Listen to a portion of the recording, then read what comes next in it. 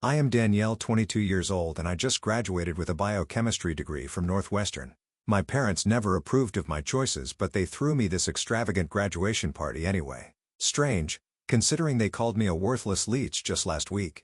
As I watched the bubbles rise in the expensive champagne, I caught my father slipping a white powder into my glass when he thought no one was looking. My heart stopped. My own father was trying to poison me. If you are watching this video, tell me where you are from in the comments below. Hit that like and subscribe button as I share how I survived my parents' betrayal and found strength I never knew I had. To understand why my parents would want to harm me, you need to know about our family. The Harrises were not your typical loving household. My father, Joseph Harris, built Harris Pharmaceuticals from a small research lab into a powerhouse worth billions. His reputation for ruthless business tactics was legendary in the industry. Competitors would mysteriously lose funding or face unexpected regulatory hurdles. But, publicly, he maintained the image of a philanthropist and family man. My mother, Eleanor, came from old money. Her family had been in pharmaceutical development for generations before she married my father and merged their companies. She was obsessed with appearances and the Harris legacy. Our house was featured in architectural magazines and she hosted charity galas that were the talk of Chicago society. But behind closed doors, she was cold, calculating, and constantly critiquing everything about me. Then there was my perfect sister, Sophia, 3 years older than me, with straight A grades, captain of the debate team, and later graduated from Harvard Business School with honors. She joined the family company without hesitation and quickly became the heir apparent. Our parents never missed her tennis matches or piano recitals. They proudly displayed her trophies and awards throughout our home. When she spoke at dinner, they listened attentively. My experience was dramatically different. Despite being a straight A student myself, my achievements were always met with indifference. "That is what we expect from a Harris," my father would say, without looking up from his newspaper. When I won the state science fair in 10th grade, my mother merely commented that my hair looked messy in the photos. They attended my events only when it would have looked suspicious to others if they had not. From childhood, it was clear they had mapped out my future. I would study pharmaceutical sciences, join the family business, and eventually run the research division, while Sophia handled the business side. My protests were ignored. When I developed an interest in environmental science in high school, particularly how pharmaceutical waste affects ecosystems, my father dismissed it as tree-hugger nonsense. During my junior year of high school, I applied to Northwestern specifically for their environmental science program. The confrontation that followed was explosive. My father threatened to cut me off financially. My mother cried about family duty and tradition. I stood my ground, arguing that I could still make a difference in the world without following their exact path. After weeks of silent treatment, they relented, but with conditions. They would pay for my education, but I had to minor in biochemistry and work summer internships at their company. College brought partial freedom, but the tension escalated each year. Every holiday break was filled with passive-aggressive comments about my phase and how I would eventually come to my senses. They increased pressure during my junior year, sending job descriptions for positions in their research department. When I secured an internship with an environmental nonprofit, instead they threatened to stop paying my tuition. I took out loans for my final year rather than give in. What they did not know until recently was that my maternal grandmother Eleanor's mother had left me a significant inheritance in a trust that would become accessible when I turned 23 or graduated college, whichever came last. Grandma Lillian had been the only family member who supported my independence. She had been a brilliant chemist herself, but had been forced to work in the shadow of her husband. Before she passed away when I was 16, she made me promise to follow my own path. My parents discovered the inheritance 3 months before my graduation when their attorney accidentally mentioned it during a family business meeting. Sophia later told me our father had turned white with rage. The trust was ironclad, set up with independent trustees, and would give me complete financial independence. Approximately $12 million that would have gone to my parents if I had never graduated or if I died before receiving it. The months leading up to graduation were strangely quiet.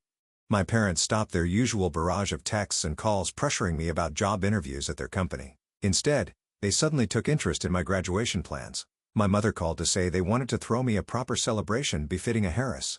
Their sudden change in behavior should have been my first warning sign. The morning of graduation dawned bright and clear, a perfect May day in Chicago. I stood in front of my apartment mirror, adjusting my cap, a mixture of pride and anxiety swirling in my stomach. After 4 years of hard work maintaining a 3.9 GPA while deliberately charting a course away from my family legacy, I had done it. My phone buzzed with a text from my mother. "Car service will pick you up at 9:30. Do not be late." I met my parents outside the auditorium. My father was checking emails on his phone while my mother scrutinized my appearance. "Could you not have done something more with your hair?" She asked by way of greeting. The photographer will be taking family portraits later. No congratulations, no pride, just criticism. Sophia stood slightly apart, giving me a small supportive smile. Danielle, the voice of my best friend Taylor, cut through the tension. She rushed over her own graduation gown, fluttering with our other close friend Zoe right behind her. They had been my lifeline throughout college, the family I had chosen for myself. We made it. Taylor hugged me tightly, whispering, "Your parents still look like they smell something bad whenever they see you." "Some things never change," I whispered back. As my friends chatted excitedly about the ceremony and our plans to share an apartment while starting our careers, I noticed my parents step aside for what appeared to be an intense conversation. I could not hear most of it, but my father's words drifted over. "We need to solve this problem today before it gets out of hand." My mother nodded grimly, then caught me watching them. Her face immediately transformed into a practiced social smile. "Darling, we should find our seats. The ceremony will be starting soon." The graduation ceremony itself passed in a blur of speeches, name-calling, and the satisfying weight of the diploma in my hand. When Danielle Elizabeth Harris, summa cum laude, echoed through the auditorium, I heard Taylor and Zoe cheering wildly. My parents applauded politely, their expressions unreadable. After the ceremony, the car service whisked us to the Peninsula, Chicago, where my parents had rented the entire rooftop terrace for my graduation celebration. I was stunned by the extravagance. Ice sculptures, champagne fountains, gourmet catering stations, and even a small orchestra playing in the corner. Fresh flowers covered every surface, and a professional photographer circulated among the early arriving guests. "Quite the production your parents have put on," commented Dr. Lewis, approaching me with a glass of water in hand. He had been my father's research partner decades ago before splitting off to teach at Northwestern. He had become something of a mentor to me, one of the few connections to my family world that I actually valued. "Congratulations on your impressive achievement, Danielle." "Thank you." "It is a bit much, is not it?" "Not really their style, at least not for me." I scanned the growing crowd. "Actually, I am surprised by the guest list. Half these people I barely know." Dr. Lewis followed my gaze to where my father was speaking with two men in expensive suits. "Business associates," he explained. "And over there with your mother, that is Gerald Thorne, your family's attorney." He lowered his voice. "Things have been tense at the company lately. Rumors of irregularities in some clinical trials. Your father has been in closed-door meetings for weeks." My stomach tightened. "What kind of irregularities?" He shook his head. "Nothing concrete. But be careful, Danielle. Your parents seem—" He paused, choosing his words carefully. "Particularly invested in keeping the Harris legacy intact right now." As the party reached full swing, I noticed something odd. My parents were watching me constantly, not with pride or even their usual disappointment, but with a calculating intensity that made my skin crawl. Whenever I moved to a new conversation group, one of them would casually reposition themselves to keep me in their line of sight. Sophia sidled up beside me as I grabbed an hors d'oeuvre. "Something weird is going on," she murmured. "Dad asked me 3 times if you had mentioned your plans after graduation. And Mom keeps checking her watch like she is waiting for something." Before I could respond, my father clinked his glass, signaling for attention. "In 15 minutes we will have a special champagne toast to the graduate," he announced, his businessman smile firmly in place. "Everyone make sure you have a glass for the occasion." I watched as waiters began preparing flutes on silver trays. My father beckoned to the head waiter, pointing out a specific bottle of champagne with a gold label. "That one," I heard him say. "For the family only." With 15 minutes until the toast, I excused myself to use the restroom. The main facilities had a line, so I slipped down a service corridor to use the employee restroom I had noticed earlier. As I approached, I heard angry whispers coming from around the corner. "Are you absolutely certain this is necessary?" My mother's voice tense and slightly higher than normal. "Do you want to lose everything we have built?" My father hissed back. "The FDA investigation is gaining momentum. If they find those test results, we are finished. The trust gives her enough money to be completely independent. What if she decides to play environmental crusader and exposes the river contamination from the West facility? She has always been self-righteous enough to do it. But drugging her at her own graduation party, Joseph, we could just talk to her again. Talk like that has ever worked with her. She is stubborn and naive. It is just enough to make her sick, not to kill her. She will be hospitalized for a few days with what looks like food poisoning. That gives us time to handle the paperwork and move some assets before the trust disbursement. The lawyers confirmed if she dies before the official transfer next week, it reverts to us as her next of kin." "Keep your voice down," my mother whispered harshly. Someone could hear us. My blood turned to ice as I pressed myself against the wall, barely breathing. They were planning to poison me. My own parents. The realization was so monstrous. My mind initially rejected it. But the biochemist in me processed my father's words clinically just enough to make her sick. A non-lethal dose of something that would present as food poisoning but serious enough for hospitalization. I slipped back down the corridor before they could discover me, my hands shaking so badly I could barely check my makeup in the main bathroom mirror. I needed to appear normal to think clearly. Years of navigating my parents' emotional manipulation had taught me to compartmentalize, but this was beyond anything I could have imagined. Back at the party, I observed with new eyes as waiters arranged champagne flutes on a special tray. My father approached examining the glasses carefully before selecting one and placing it slightly apart from the others. The special bottle with the gold label was opened and the bartender began filling glasses. My father hovered nearby, ensuring that he knew exactly which glass was which. I made my way to Taylor and Zoe, keeping my voice steady through sheer will. "I need you to do something for me. No questions asked," I whispered. Taylor immediately nodded, always loyal without hesitation. "Record the toast on your phone. Get my father in the frame as much as possible, especially when he hands out the champagne." "Is everything okay?" Zoe asked, her eyes concerned. "Just a precaution," I replied, forcing a smile. "Family drama as usual." The minutes ticked by with excruciating slowness. My biochemistry training kicked in as I considered what my father might use. It would need to be something difficult to detect, something that could plausibly occur naturally or appear to be food poisoning. Perhaps a compound from their own research facilities, something not yet on standard toxicology screens. I would need to recognize the symptoms quickly if his plan succeeded. Nausea and vomiting would be likely first signs, followed by perhaps abdominal pain, dizziness, or respiratory issues depending on the toxin. If I could identify it quickly enough, I could tell medical personnel exactly what to test for. As my father called everyone together for the toast, I realized with crystal clarity that I needed evidence. If I simply refused the champagne, they would try again another way. I needed proof of their attempt, something concrete that could not be explained away.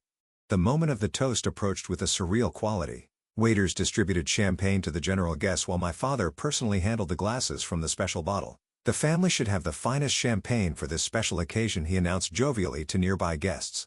He handed glasses to my mother, then Sophia, then extended one specifically to me, his eyes meeting mine with a smile that never reached them. I watched in slow motion as he presented the glass to me, and with absolute certainty, I saw the slightly cloudy quality at the bottom, where a powder had not fully dissolved. My father's large signet ring glinted as he held the stem, practically forcing the glass into my hand.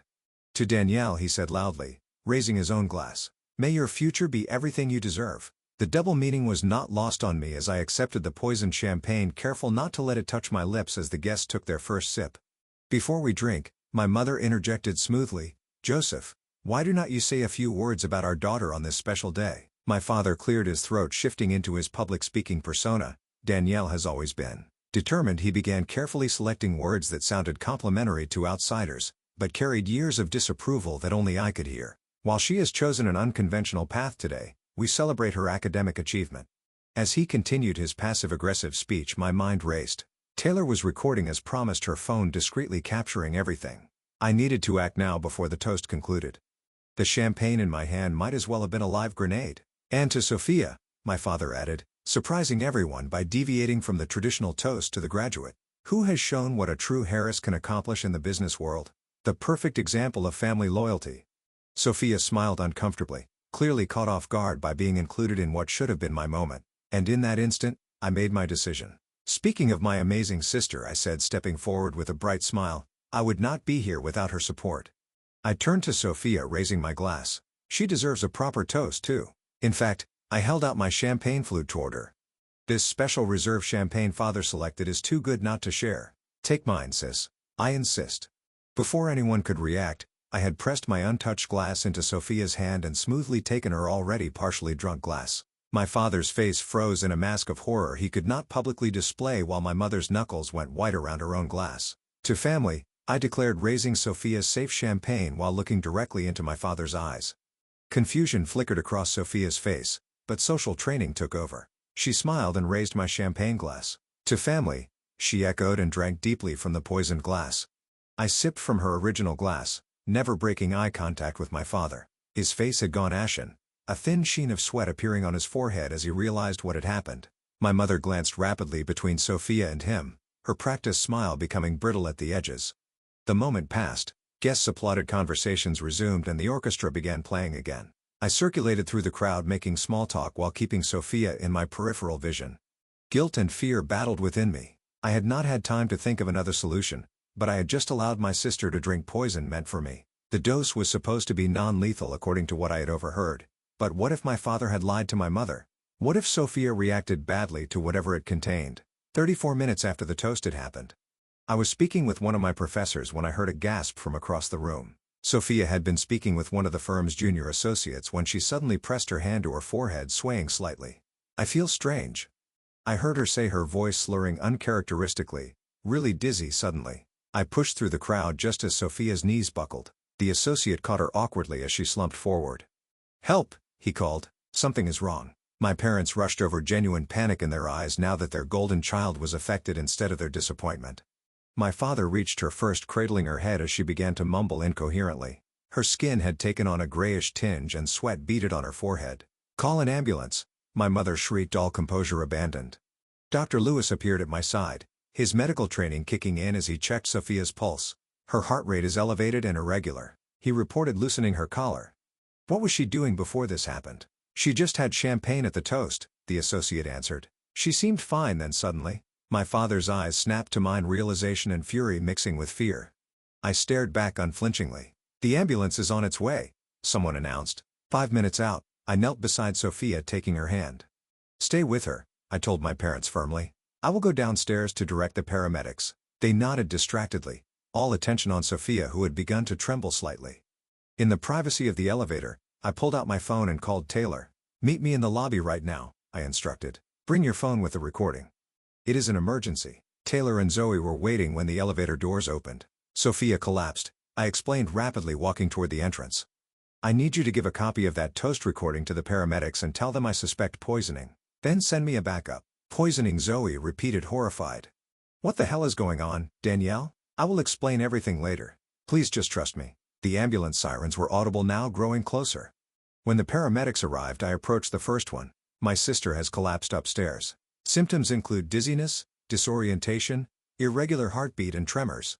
I have reason to believe she ingested a toxic substance in her champagne." The paramedic looked at me sharply. "You suspect poisoning? Based on what?" "I am a biochemistry graduate." The symptoms presented suddenly about 30 minutes after consumption. "I also..." Before I could finish, my parents burst from the elevator with Dr. Lewis supporting a semi-conscious Sophia between them. The paramedics rushed forward with a gurney, their training taking over as they quickly assessed her condition. "Please help her," my mother sobbed, her mascara running.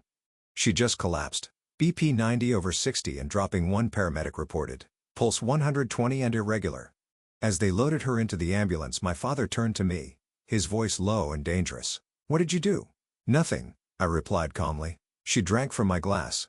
Remember? The special champagne you selected just for me." His face contorted with rage and fear. "You switched the glasses deliberately. You knew." "Knew what, father? That you put something in my drink?" "Why would I think that?" I held his gaze steadily. "Unless you did." "She needs family with her," a paramedic interrupted. "One person can ride along." "I will go," my mother insisted, already climbing in. "We will follow in the car," my father said, grabbing my arm painfully. All of us. The ride to Northwestern Memorial Hospital was tense silence. My father drove while I sat in the back seat, Taylor and Zoe having promised to meet me there. My phone buzzed with a text from Taylor. "Video sent to your email, showing you clearly switching glasses after your father handed you one." "What do I tell the police when they arrive?" "Police? Of course there would be police if poisoning was suspected." I texted back quickly. "Tell them everything you saw. Show them the video." In the emergency room, chaos reigned. Sophia had been rushed into a treatment area with my mother wailing dramatically to anyone who would listen about her precious daughter and how she just collapsed for no reason. I approached the nurse's station directly. "I need to speak with my sister's doctor immediately. I have reason to believe she ingested a toxin and I may know what it is." The nurse looked skeptical until I added, "I am a biochemistry graduate specializing in pharmaceutical compounds. Please, time might be critical." Minutes later I was speaking with Dr. Patel, the emergency physician treating Sophia. "Your sister is experiencing symptoms consistent with anticholinergic poisoning," she explained. "Elevated heart rate, confusion, dilated pupils, dry mouth. We are treating her symptoms while running toxicology screens. You need to specifically test for cyclophenolate derivatives," I said. "My father works with modified versions at Harris Pharmaceuticals. They are testing a new class of compounds that would not show up on standard tox screens." Dr. Patel's eyebrows rose. "That is a very specific suggestion. Why do you suspect this particular compound?" I took a deep breath. Because I believe my father intentionally added it to my champagne glass. But my sister drank from it instead. Her professional demeanor did not change, but she reached for the phone. I need to contact the police. Within an hour, the emergency room had transformed into a crime scene. 2 detectives interviewed staff, while a uniformed officer stood outside Sophia's treatment room. My parents had been separated for questioning my mother, loudly protesting the absurd accusations while my father demanded his attorney. I sat in a small consultation room with Detective Rivera, a serious woman with kind eyes that belied her no-nonsense demeanor. "Walk me through what happened again," she requested, taking detailed notes. I recounted everything from the overheard conversation to seeing my father place powder in my champagne to the split-second decision to switch glasses with Sophia. "I have biochemistry training. I recognized the symptoms when they started. I never thought he would use something potentially lethal, but I could not be sure." "And why would your parents want to poison you?" she asked carefully. "Money," I replied simply. "Control. My grandmother left me a trust worth approximately $12 million that activates next week. If I died before, then it would revert to my parents. They also recently discovered their pharmaceutical company is under FDA investigation, and they believe I might have information that could harm them." Detective Rivera's expression did not change, but she wrote something and underlined it. "That is a serious accusation." "I know," I said quietly. "I have the video my friend took of the toast. You can clearly see my father giving me a specific glass in my decision to switch with Sophia. You can also interview Dr. Lewis, who is aware of tensions within the family and the company."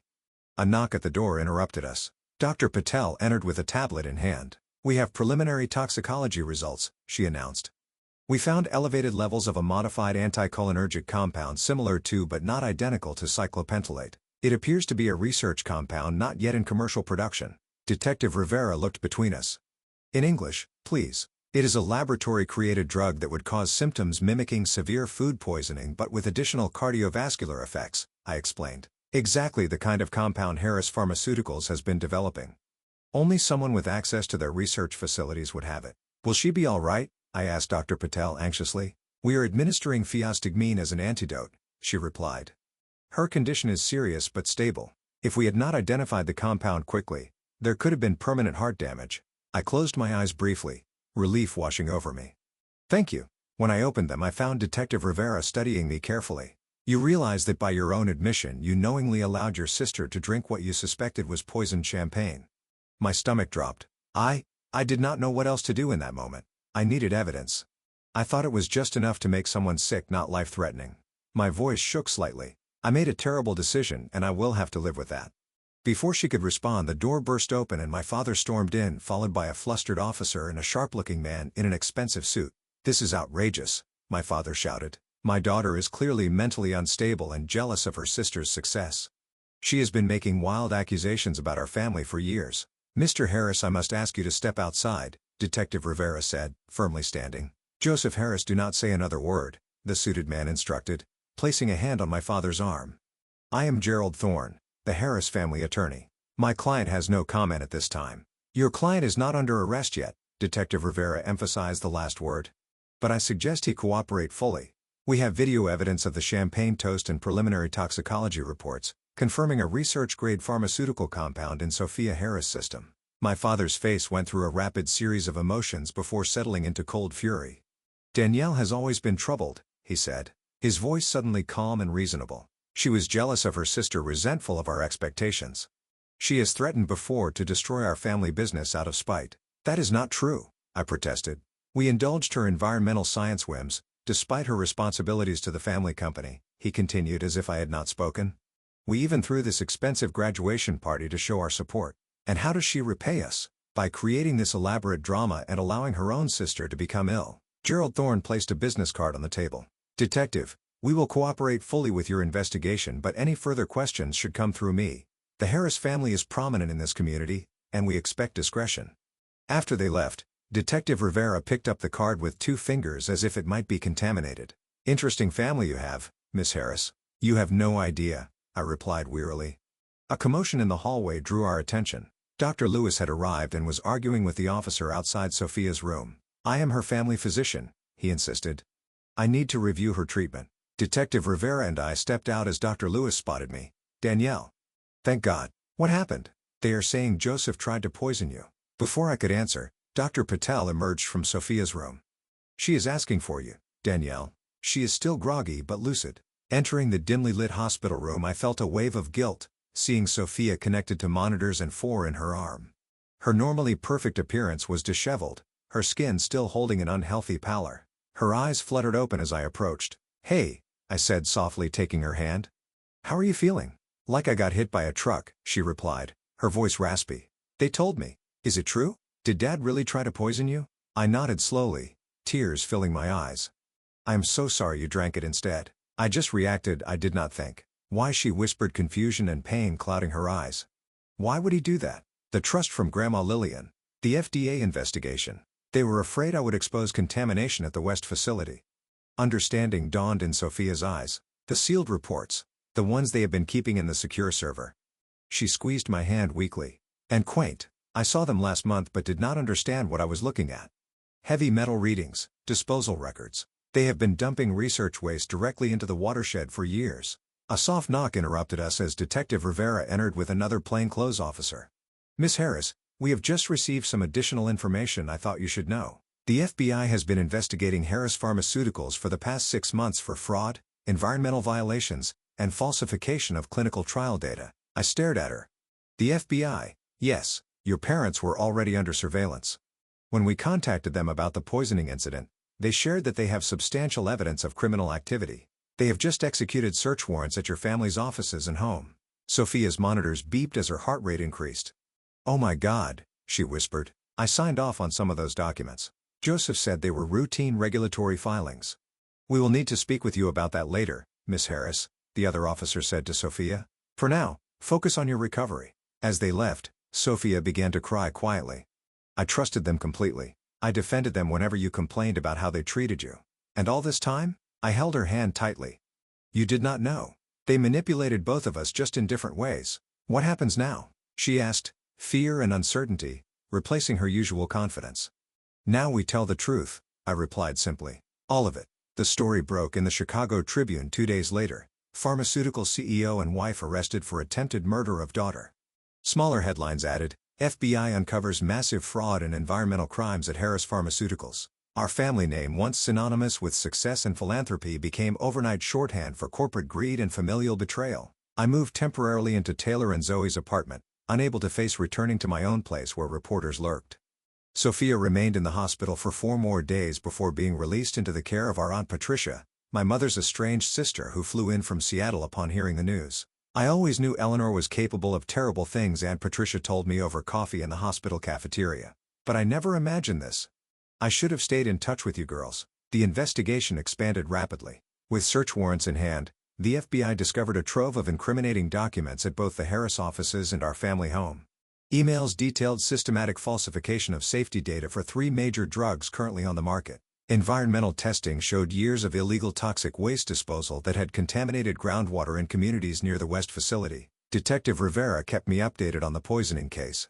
"The lab confirmed the compound was an experimental anticholinergic from your father's private research facility," she explained during one of our meetings. "He had signed it out personally 3 days before your graduation. We also found notes in his home office detailing dosage calculations." I worked with the authorities, providing everything I knew about the company operations and my parents' behavior. Days blended together in a haze of police interviews, meetings with prosecutors, and checking on Sophia's recovery. A week after the incident, I met with Special Agent Donovan from the FBI at his request. He spread photographs across the table between us. "Do you recognize this location?" I studied the images of what appeared to be a storage unit. Inside were boxes of documents, several laptop computers, and most disturbingly vials of various compounds carefully arranged in temperature-controlled containers. "No," I replied. "I have never seen this place. It is a storage unit rented under your name," he said, watching my reaction carefully. "Opened 6 months ago with what appears to be a forged signature." My blood ran cold. They were planning this for months, setting me up in case their original plan failed. "It appears so," Agent Donovan agreed. "We found evidence on your father's computer of multiple contingency plans. The poisoning attempt was actually Plan C. Plans A and B involved more elaborate setups that would have implicated you in corporate espionage and data theft."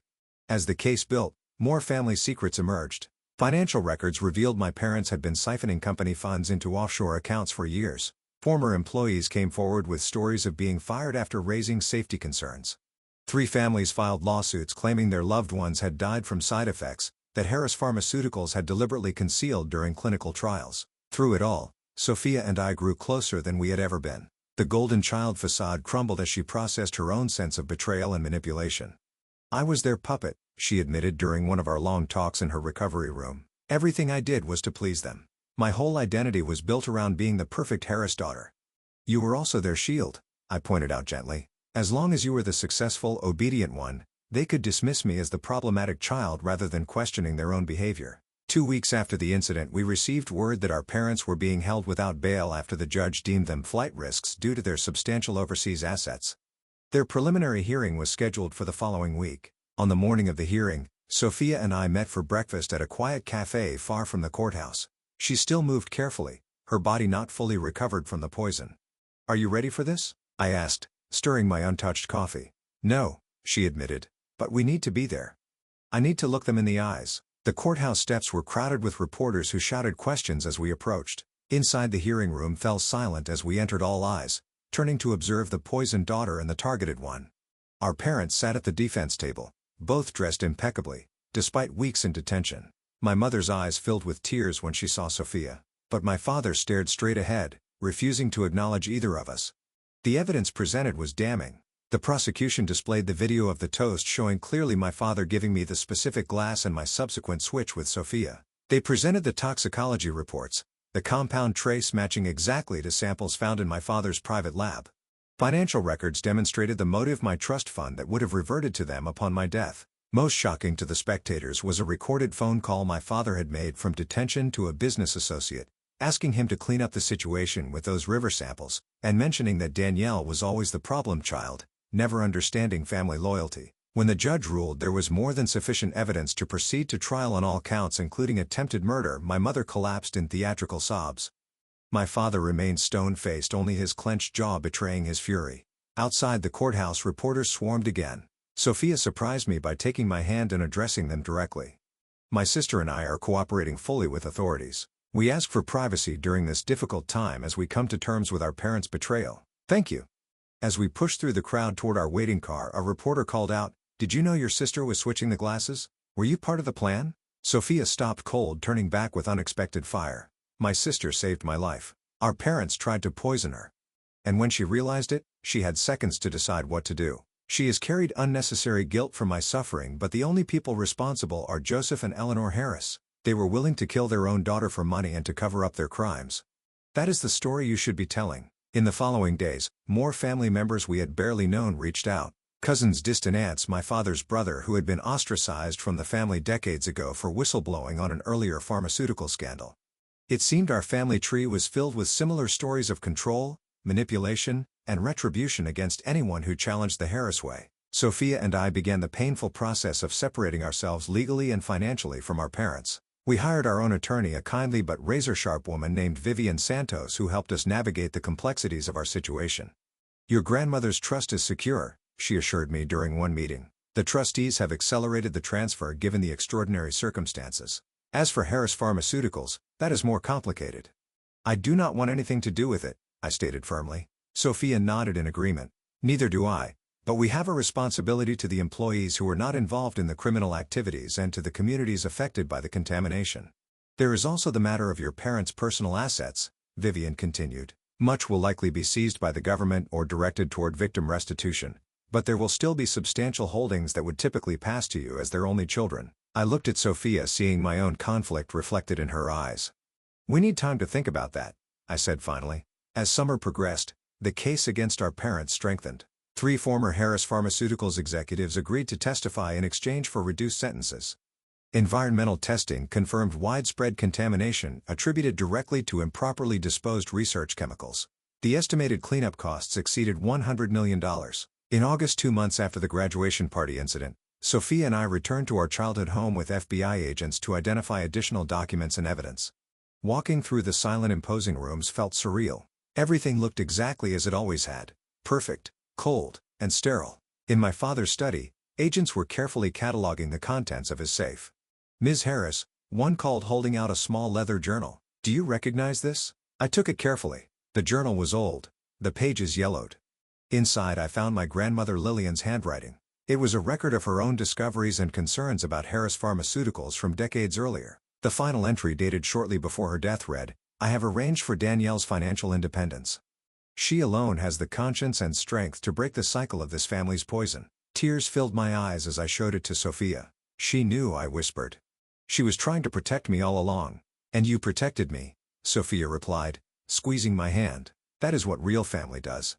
6 months after that fateful graduation party, I stood on the porch of my grandmother's lake house watching the November sun shimmer across the water. The property had been part of my inheritance, a peaceful retreat, 2 hours outside Chicago that I had visited often as a child. Now, it was my home. At least temporarily, as I figured out my next steps. The trust had been officially transferred to me 3 weeks after the incident, the trustees agreeing unanimously to expedite the process given the extraordinary circumstances. The first thing I had done was establish a separate fund for Sophia's ongoing medical care and therapy. Though she had physically recovered, the psychological wounds ran deep. "Hot chocolate delivery," called a voice behind me. Sophia emerged from the house carrying 2 steaming mugs bundled in one of my oversized sweaters. She had moved in with me a month ago after selling her downtown condo, too full of memories of family, business, dinners, and parental approval. Perfect timing, I smiled, accepting the mug gratefully. "I was just thinking about how much has changed." "Everything," she agreed, settling into the Adirondack chair beside mine. "Remember when we used to come here with Grandma Lillian? She would let us stay up late watching the stars while telling us stories about women scientists who changed the world."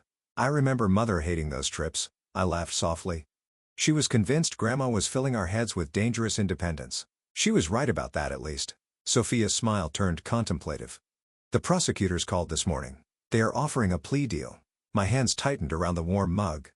"What kind of deal?" 20 years for Father on the attempted murder charge, plus the environmental crimes. 15 for Mother if she testifies about the corporate fraud. She paused. "They want to know if we object." I stared out at the lake, watching an eagle circle lazily above the water. "Do you?" "I do not know," she admitted.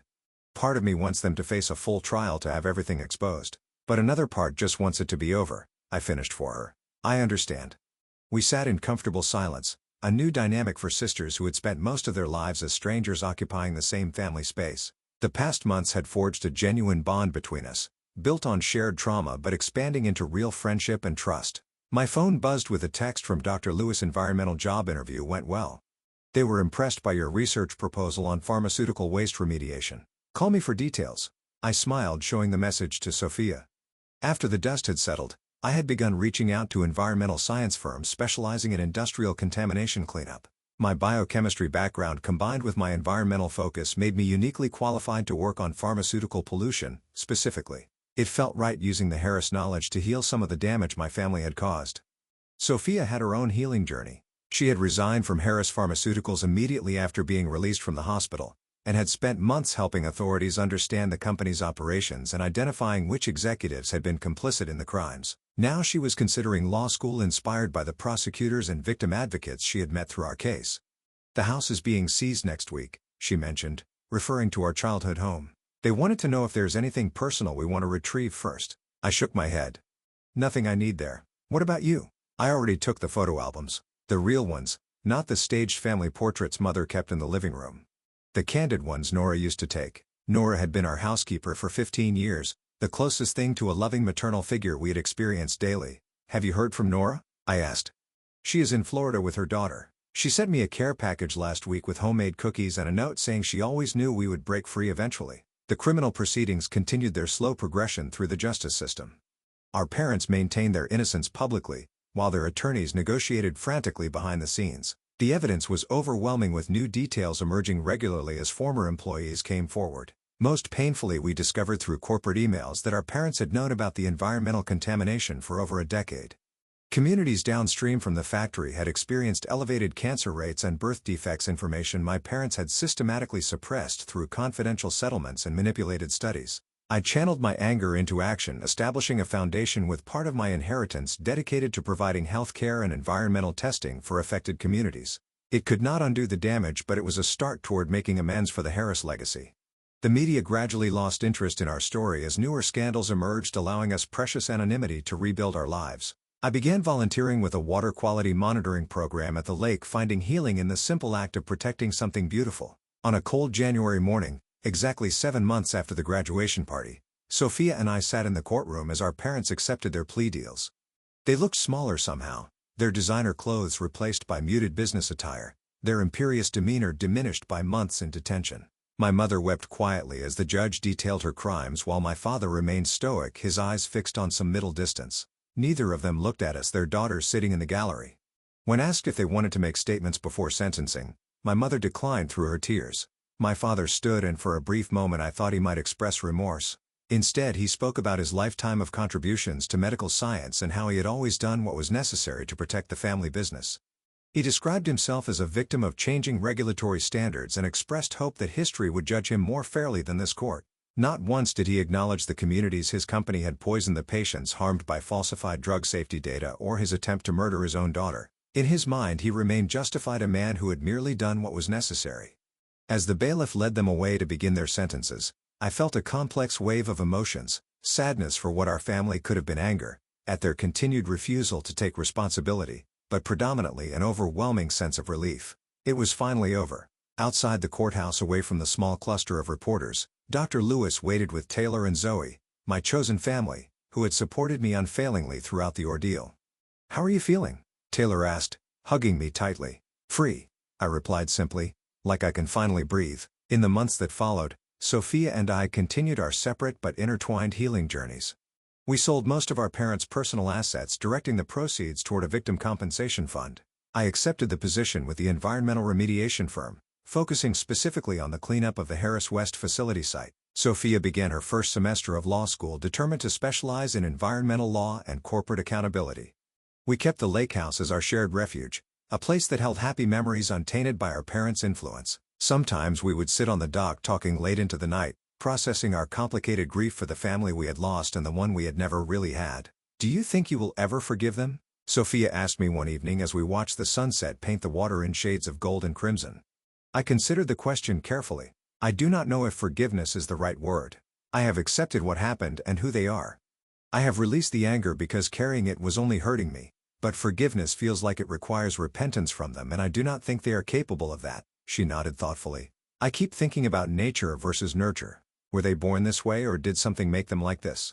And either way, what does that mean for us?" "It means we have choices," I said firmly. "Their blood runs in our veins, but their values do not have to run in our hearts. We get to decide what kind of people we become." A year after the graduation party, I stood at a podium addressing a conference on pharmaceutical environmental impact. As I discussed innovative approaches to remediation, I caught sight of Sophia in the audience, proudly recording my speech on her phone. Beside her sat Dr. Lewis, Taylor, Zoe, and a growing circle of friends and colleagues who had become our support system. The journey had been painful beyond imagination, but standing there I realized I had found something I had never experienced in the Harris household: genuine belonging, not based on compliance or achievement or genetic connection, but on mutual respect, shared values, and authentic care. My parents had seen me as a problem to solve, a threat to eliminate. They had tried to poison not just my body, but my spirit, my independence, my very sense of self. In choosing to fight back and refusing to become either victim or villain in their narrative, I had discovered my own strength and purpose. The inheritance my grandmother left me was valuable, but her true gift had been believing in my capacity to break the toxic cycle. That faith had saved my life, and now it was shaping my future. Have you ever had to make a difficult choice to protect yourself from toxic family relationships? What helped you find the strength to move forward? I hope my story reminds you that blood relation does not entitle anyone to harm you, and that, sometimes the most loving families are the ones we create for ourselves. If this resonated with you, please like and subscribe to hear more stories of survival and renewal. And remember, the most powerful antidote to poison is truth. Thank you for listening to my journey.